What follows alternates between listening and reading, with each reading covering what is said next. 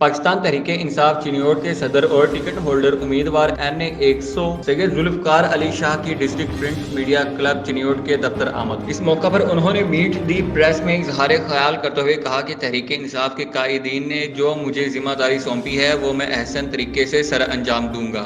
ضلع بھر میں تحریک انصاف کو منظم اور فعال بنانے میں بھرپور کردار ادا کروں گا۔ جماعت کے تمام کارکنان کو ساتھ لے کر چلوں گا۔ تحریک انصاف ملک کی سب سے بڑی سیاسی جماعت ہے۔ چنیوٹ ضلع کے مسائل کے حل کے لیے ہمہ وقت کوشاں رہوں گا۔ پنڈی بٹیا روڈ کی منظوری ہو گئی ہے۔ 1,76,62,99,000 روپے کی رقم ریلیز کر دی ہے اور فنانس کمیٹی نے بھی منظوری دے دی ہے۔ جلد ہی اس روڈ پر کام شروع ہو جائے گا، جبکہ سرگودا فیصل آباد روڈ بنانے کے لیے پروسیس جاری ہے۔ شہر بھر میں صاف پانی کے فلٹریشن پلانٹ کو اپ گریڈ کرنے کے لیے منظوری ہو گئی ہے، جبکہ دیہاتوں میں نئے ٹیوب ویل کی تعمیر کا بھی عمل جاری ہے۔ انہوں نے ایک سوال کے جواب میں کہا کہ ہمارے آباء و اجداد نے ہمیشہ شہر کی فلاح و بہبود کے لیے کام کیا ہے اور میں بھی اس مشن پر کام کر رہا ہوں۔ سیاست کو ہمیشہ عبادت سمجھ کر کیا، ہم صاف ستھری سیاست کرتے ہیں۔ انہوں نے کہا کہ موجودہ حکومت کو کسی سے کوئی خطرہ نہیں۔ حکومت ہر صورت میں اپنی 5 سالہ آئینی مدت پوری کرے گی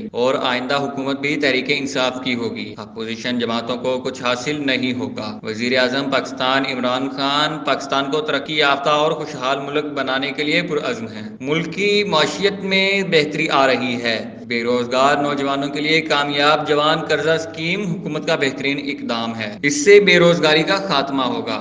اس موقع پر تحریک انصاف کے سابق سٹی صدر دانش وہرا بھی ان کے ہمراہ موجود تھے۔ رپورٹ ملک فہیم بیگ واگا، چناب نگر، چنیوٹ۔